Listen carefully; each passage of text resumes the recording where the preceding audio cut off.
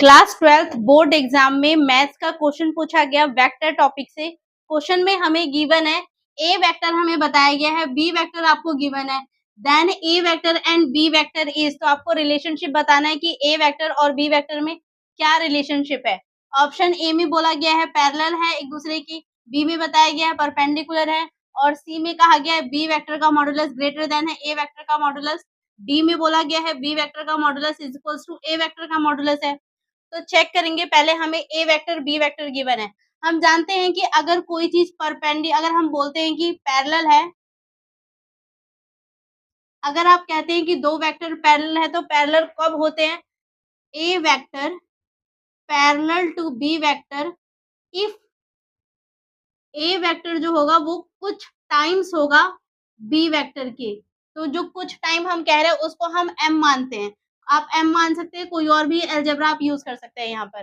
तो ए वेक्टर अगर कुछ टाइम हो जाता है बी वेक्टर के, या बोल सकते हो ए वेक्टर को मल्टीप्लाई करो किसी नंबर से और बी वेक्टर के इक्वल आ जाए, या बी वेक्टर को मल्टीप्लाई करो या डिवाइड करो ए वेक्टर के बराबर आ जाए, तो हम कहते हैं कि यस वो क्या होते हैं, एक दूसरे के पैरेलल होते हैं। अब यहाँ पर अगर हम देखें ए वेक्टर में 3 2 और यहाँ पे 1 गिवन है, यहाँ पे हमें 1 1 1 गिवन है, तो आप ए वेक्टर को किसी भी नंबर से मल्टीप्लाई करो, आप बी वेक्टर में कन्वर्ट नहीं कर पाएंगे, उसके बराबर नहीं ला पाएंगे।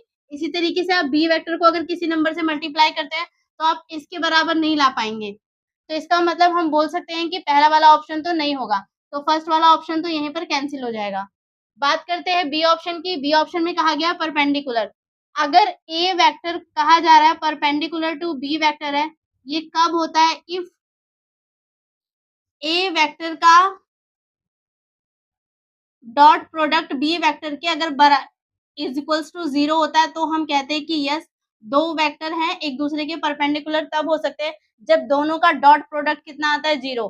तो यहाँ पे डॉट प्रोडक्ट करेंगे, 3 को आप 1 से मल्टीप्लाई करोगे तो कितना हो जाएगा? यहाँ पर ए वेक्टर डॉट बी वेक्टर कर रहे हैं हम, तो यहाँ पर हमारे पास आ जाएगा 3। 2 को आप 1 से -1 से मल्टीप्लाई करोगे तो कितना हो जाएगा? माइनस का 2। -1 को आप 1 से मल्टीप्लाई करोगे तो ये आपके पास क्या आएगा? माइनस का 1। इसको सॉल्व करेंगे तो ये हमारे पास कितना हो जाएगा? 3 - 3 इज इक्वल्स टू कितना आ गया? 0। तो इसका मतलब ए वेक्टर का डॉट प्रोडक्ट बी वेक्टर के बराबर कितना आ रहा है? 0 आ रहा है। तो यस यहाँ पर आ रहा है, तो दैट मीन्स मैं बोल सकती हूँ कि बी वाला ऑप्शन यहाँ पर क्या हो जाएगा? राइट आंसर हो जाएगा। A vector perpendicular to B vector. तो आपको आंसर मिल चुका है, आपको सी और डी चेक करने की जरूरत नहीं है। आप चाहो तो चेक कर सकते हो, बी का मॉडुलस निकाल के चेक करो कि ग्रेटर देन आता है तो ये नहीं आएगा, ये वाली भी ऑप्शन नहीं होगा, तो यहाँ पर बी वाला ऑप्शन आपका राइट आंसर हो जाएगा।